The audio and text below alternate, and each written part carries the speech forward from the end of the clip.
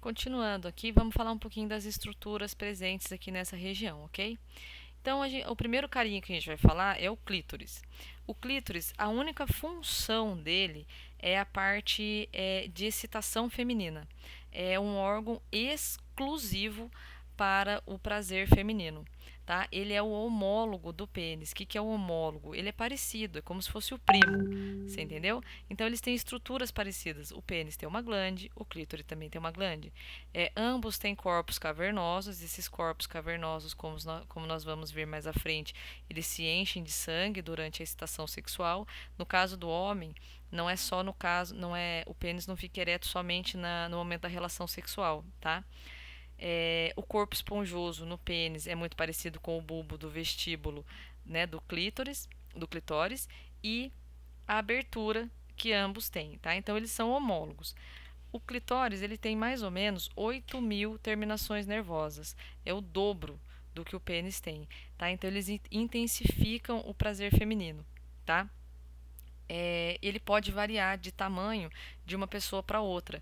Então, por exemplo, assim como no pênis, a gente sabe que tem homem que tem o pênis maior, tem o pênis menor, a mulher também tem tem o clitóris maior, outras podem ter o clitóris menorzinho, tá? E ele, essa carinha dele aqui, você não enxerga ele desse jeito. Como vocês podem ver, ó, ele está bem engajado ali no meio das estruturas, tá? Ele está escondidinho ali, tá bom? Aí eu tenho outras estruturas, eu tenho as glândulas de Bartholin, o ímen e a vagina.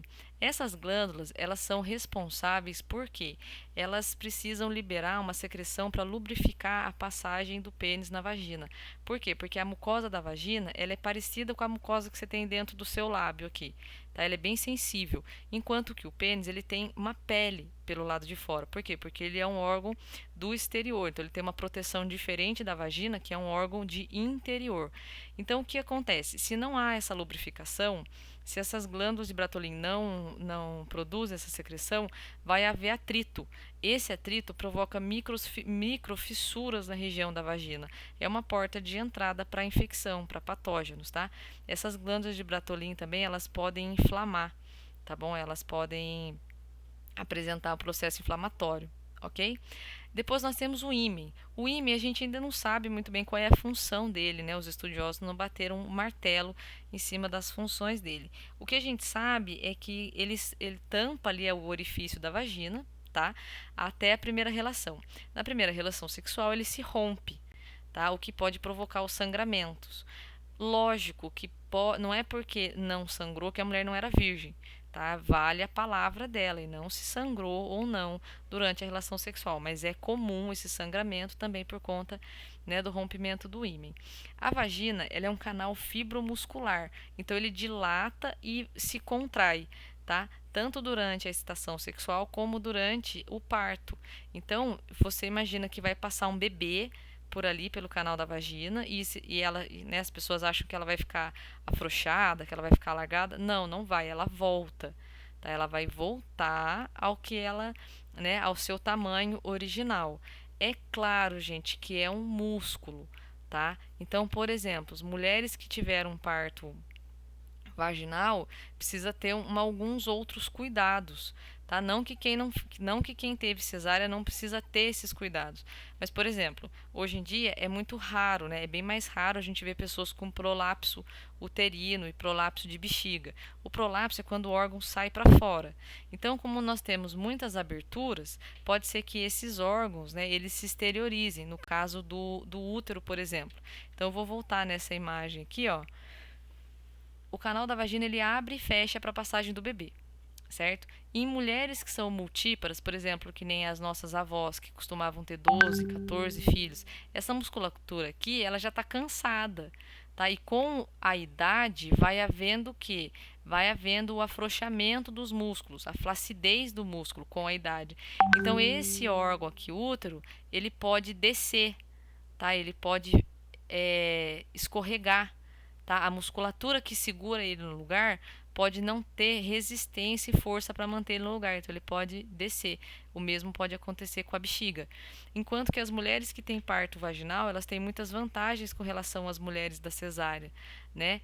Num próximo parto, o trabalho de parto ele tende a ser menos demorado, né, do que as mulheres que vão ter o primeiro parto vaginal. Então, isso tudo vocês vão trabalhar com mais detalhes na disciplina de materno-infantil. O que se sabe é que, como é um órgão fibromuscular, um canal feito de fibras musculares, ele dilata, mas ele volta, ok?